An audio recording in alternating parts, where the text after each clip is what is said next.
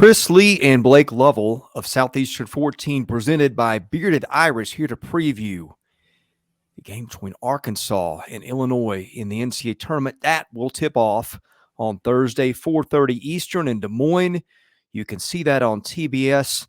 Blake, matching up two teams here that are probably a little disappointed in their regular season result. I think at times both teams felt better about where they stood maybe in November and December. You had injuries hit Arkansas for sure. Illinois lost Sky Clark, one of its better freshmen. He left the program earlier in the year. Of course, Arkansas lost Trayvon Brazile, but it got Nick Smith back. We saw the Hogs last week in the SEC tournament where the result was pretty indicative of the season. Really loved the way Arkansas played against Auburn. And then, boy, we got to the A&M game where Arkansas was really on fire in the first half. In the second half, a different story. That's kind of the summary of Arkansas' season. Just when you think you know where to put your finger on the Razorbacks, the target shifts again. And we go into this one watching two teams match up that didn't play well away from home. Arkansas 6-10, Illinois 5-10. And God knows what we're going to get in Des Moines on Thursday. Yeah, just for the record, if you hear like a roaring sound when I speak, it's because my computer is working overtime here because we are in full-on madness mode right now, trying to get all these games previewed, and that requires editing, and so my computer is definitely working overtime at the moment. But besides that, two teams that have been working overtime, in my opinion, to try to meet expectations this season, because that hasn't necessarily happened for these two. And yeah, I think honestly, Chris, to me, in a lot of ways, they can be a mirror image of each other, especially when you look at it on the offensive side of the floor. Got playmakers on both sides, but it's just, can it all come together to make that run based on where the expectations were? Obviously, the expectation, I think, for Arkansas, we talked about earlier in the season, team that had Final Four aspirations based on, full strength team with Nick Smith and Trevin Brazile. Could they get there? That was the talk back in November around Maui. And, now obviously much different in an 8-9 game here against Illinois, who certainly has some good players. But like I said, these teams, I feel like there are a lot of similarities on the offensive side between these two teams. Neither can shoot, and that's not a great position to be in a tournament type setting. Both struggle from the 3-point line, both struggle from the free throw line.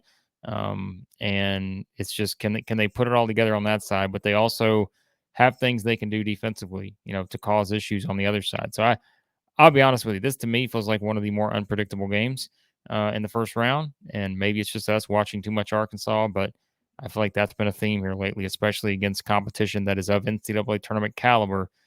You've seen the good for Arkansas, you've seen the bad, and it's just trying to figure out which one you're going to get here in this setting. So, yeah, as you mentioned, we have seen plenty of both. For Arkansas, Nick Smith Jr. is back. He's been taking a huge role in the offense, although he's not shooting it particularly well. Ricky Council IV has really made this team go in a lot of ways on both ends of the floor. Anthony Black, their point guard, really smooth NBA prospect. Davis has been just a mainstay for Arkansas defensively. Walsh has been too. I watch this team and I struggle to describe what it is that makes Arkansas struggle outside of shooting. And maybe that's really what it is, Blake. Maybe it's just the inability to hit shots, and particularly threes. And boy, if you are tuning in for a game to watch a 3-point shooting exhibition, this one will be really low on your list because both teams rank in the 300s in 3-point percentage. Yeah, you don't want to watch 3-point shooting. You don't want to watch free throws in this game because neither team great there in either department. Arkansas 304 and 287 in those two. Illinois 331 and 307 in ranking nationally in those categories, free throw and 3-point shooting. So, yeah, you're not here to watch that. You're here to watch the playmakers make plays, and I think that's what this comes down to is, who are the guys that do that? Nick Smith can obviously do that for Arkansas. Anthony Black, Ricky Council. We've seen that many times. I think this is a big Devo Davis type game in terms of his experience defensively and how they guard on the other side, knowing what to expect, from Illinois, because again, it is a team that I think when you look at it, there have been times where they can leave a lot to be desired there. But again, you also know what Terrence Shannon can do, someone who came from Texas Tech, Played on some successful Texas Tech teams. He's a consistent scorer. So they obviously have to be able to do that. Matthew Mayers won a national championship at Baylor. Someone else, pretty consistent player that's going to give him rebounding. He's going to score. So I think that and I want to say this, like, I'm not saying they're exactly the same team, but you can't tell me there's not just, it feels like you have two teams, which is why it's an 8-9 game. There's a lot of things you can compare and say, man, that they're kind of similar there. Maybe not the exact same, but they are similar there. And I don't know, Chris. I don't have a great feel on this game. Like, this is one where even breaking down the matchup, like, it's trying to find the best of both teams and understand what you're going to get here. Um, if we specifically do that from Arkansas standpoint, I mean, we sat there watching them in Nashville. When you just look at Nick Smith and Anthony Black and Ricky Council on the floor together, I mean, you're like, man, that team should be reaching a higher goal than they are right this second. And, it's just, I mean, I think we've been talking about that for a while now. Arkansas finishes 10th in the SEC. We're like, man, if they wind up as an 8 or a 9 seed in the NCAA tournament, if they put it all together, that's not an 8 or 9 seed in the NCAA tournament, right? Like, it's just a much better team, but it's just, can they do that against good teams? Because consistently they've not done that for a little while now. They've lost a lot of close games. So can they put it all together to win these kind of close games you have to win in March? That's the question. And I think that's where it comes down to, you know, what do you get out of the other guys, right? And we're not knocking those guys. It's just, what do you get out of Mekhi Mitchell and Jordan Walsh and those kind of guys? Like, I think that's important here because, if you have a bad game from Nick Smith, or if Anthony Black's not making shots, or, Ricky, whatever, like, you have to be able to have everybody, I think, step up and make contributions here, not just on the offensive end of the floor, but on defense too. Man, this is one of those that I think defies the matchup. It's just, it's which team you get, I think, is the better question. Yeah, apologies on my end. I'm on vacation in Mountain West country, and my internet is going in and out. So if you see that on the feed, that's what it is. There's nothing I can do about it. And that's got to be the feeling Eric Musselman had at times too. Like, what do I do with this team? The lot is cast. I've got these guys. They're not playing at the level they can. And we sat there last week in Nashville watching them up close. And at times, I remember I just turned to you and looked at them. I said, I cannot believe we were watching a 10 seed in the SEC tournament. But that is what Arkansas did with its regular season. This is one of these between a rock and a hard place games. I feel like whatever you pick, you're going to lose. I feel like if I get on the Arkansas bandwagon, I'm going to say I should have seen it coming. I feel like if I don't and Arkansas wins, I'm going to say I should have seen it coming with the talent and with Eric Musselman's coaching. He's been a terrific tournament coach. I'm going to go with Arkansas based on the Musselman factor, based on the talent. Nick Smith Jr. is back.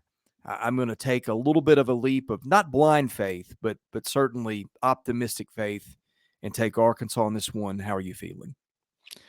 I mean, keep in mind, Illinois is beating UCLA, Texas, Michigan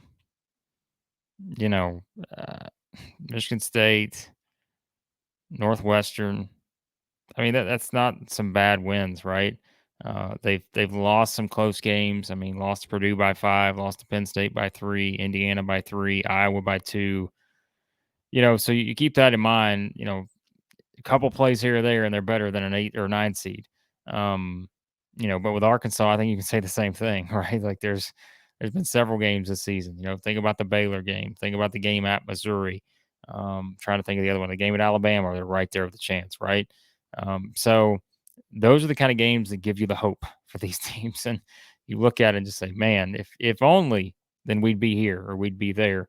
And I think you've got that same feeling on both sides. And I'm kind of with you. I'm curious to see how many SEC teams we pick in the first round, because I think most of them are the higher seeds, right? So I think it becomes, kind of easier to pick them as the higher seeds. But this one, I am going to lean on the must factor. I've said it, and Arkansas fans may disagree. I just think this team is missing something that the previous two teams have had. That's not going out on a limb either. I mean, I think it's just clear from their play. that they just don't have that extra something that the previous two teams have had to make those runs to the Elite Eight. I don't know if this team gets to the Elite Eight. Are they talented enough to do it? I think so. It's just I don't know. I want to see that before I'm going to pick it probably. But I do tend to think in this game they can lean on some things. I think to especially against this Illinois team that I don't know. I feel like this is a Nick Smith type game and an Anthony Black type game. But I also know that on the other side, the one thing that worries me for Arkansas, Chris, is what I said. Terrence Shannon, Matthew Mayer, that combination of guys, 17 points in Shannon's case, Mayer's averaging around 13. But you've got the other guys too, right? It's Hawkins, it's Epps. It's all those guys that I think, you have to worry about everybody on the floor. And I think it's one of those things that, man, this is going to be a tough one. I feel like for Arkansas, but if you're just leaning on the optimistic side of it, I think I'll pick Arkansas from that standpoint. But like I said, does this team have those intangibles it needs to make that run? It's so hard to know, and that's why I think this is such a hard matchup to break down, because you're doing it based on what? Are you doing it based on what you think you'll get in terms of like the best of this team or that team, or are you doing it based on what you've actually seen? And if you're doing it based on what you've actually seen, I just find it hard to know what to get from either of these two teams and have a confident pick one way or the other. But I'll pick Arkansas. Take the human factor out of it, the predictive computers that we use, that would be Ken Pomeroy, Bart Sorvik, ESPN's BPI, and Jeff Sagarin have Arkansas as a 1.8 point favorite with a 59% chance to win. For lack of a better idea, we'll ride with that. He's Blake Lovell. I'm Chris Lee. We're Southeastern 14 presented by Bearded Iris. We'll see you again soon with another SEC basketball prediction for the NCAA tournament.